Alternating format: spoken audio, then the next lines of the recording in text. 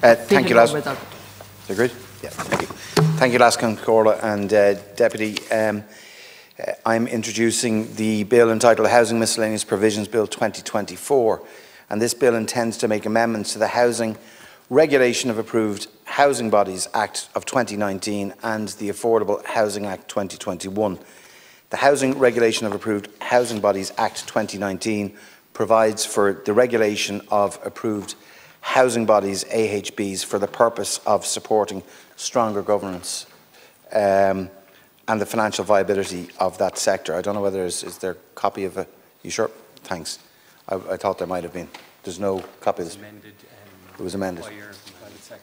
Okay. Well, we can. Deputy Byrne, you're all right. Okay, Deputy Byrne's okay.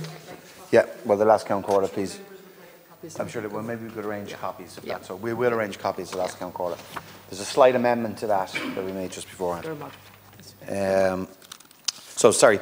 The Housing Regulation of Approved Housing Bodies Act 2019 provides that for the regulation of approved housing bodies, AHBs, for the purpose of supporting stronger governance and financial viability of that sector. Section 25 of the 2019 Act provides for existing AHBs approved under Section 6 of the Housing Miscellaneous Provisions Act 1992 to be deemed registered on the 1st of January 2022, subject to applying for registration within 12 months for AHBs providing or managing 300 or more dwellings, 2 years for AHBs providing or managing between 50 and 300 dwellings, and 3 years for AHBs providing or managing less than 50 dwellings.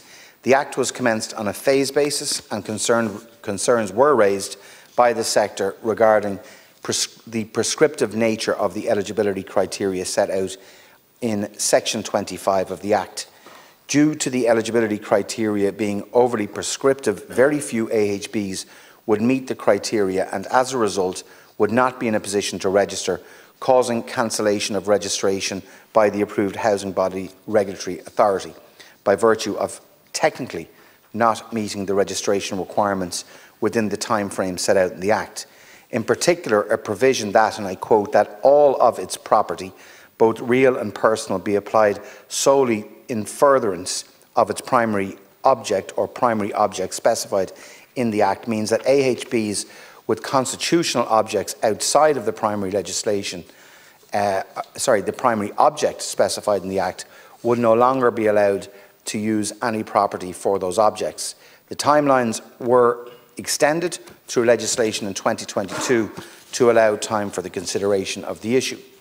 The Department formulated an opinion that, in order to prevent AHBs falling out of registration due to a failure to meet the timeline set out in the 2019 Act, a more appropriate approach is to amend the Act to permanently register deemed AHBs, thus removing the need to meet the eligibility criteria rather than require an active supply for registration before the end of the timelines.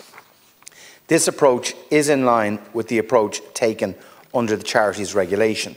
The amendment is considered necessary to mitigate against the risk of AHBs that do not apply due to administrative or other constraints, or where approved housing bodies do not wish to be regulated nor wish to adhere to ABRA's standards, and therefore chose not to apply to be registered, having their registrations cancelled, and both the entity and their assets fall out of ABRA's remit and powers. As the Act further links ABRA's powers directly to the constitutional objects in the AHB's constitution, and the above amendment will mean that the AHBs are no longer required to make constitutional changes nor apply for registration. Further consequential amendments will rectify this so that the intended ABRA powers come into effect regardless of whether an AHB changes its constitution, by rather than referencing Section 25, referencing directly a function of the AHB, namely the alleviation of a housing need. Overall, these amending provisions ensure that existing AHBs are permanently deemed registered and remain under the regulator's remit, with an active action to cancel registration required, and that the regulator's powers apply to all AHBs on the register. In relation to the other amendments proposed in the bill, the new cost rental sector in Ireland was given a statutory footing in Part 3 of the Affordable Housing Act of 2021. This legislation introduced a new form of rental tenure targeted at middle-income households above the eligibility thresholds for social housing supports, who are struggling with often acute affordability pressures in the private rental market. The introduction of the cost-based model represents a very significant contribution to the rental sector and was an action set out in the Government's Housing for All plan. Having been launched in 2021, cost rental in Ireland, while at an early stage of implementation, is actually working, with almost 1,800 homes delivered nationwide to the end of Q1 of this year and over 3,000 more approved. Building on this success, officials in my department have been engaging with stakeholders, including our cost rental delivery partners, to assess the lessons learned to date since the launch of cost rental.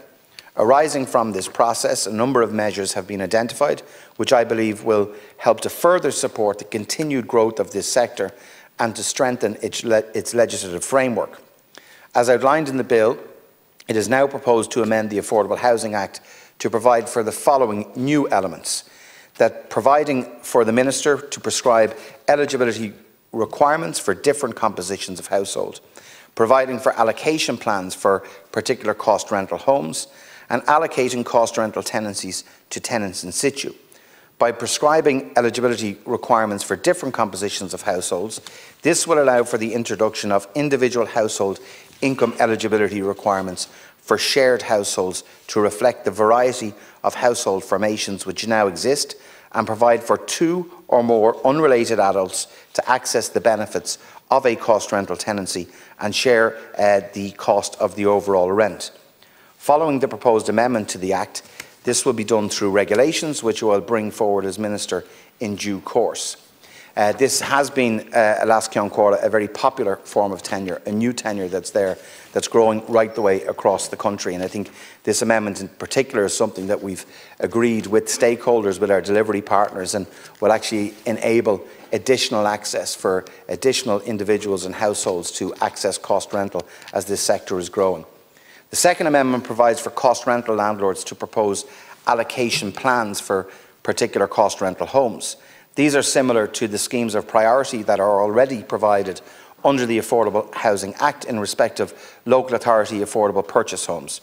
Under such plans, the process for allocating tenancies and the selection criteria of a cost rental landlord may utilise when selecting potential tenants, and they will set that out, and they can be set out, but will require ministerial approval before it actually comes into effect. Again, this is another measure that we have deemed appropriate to bring forward in consultation with our delivery partners and based on the experience that we've had to date in delivering cost rental.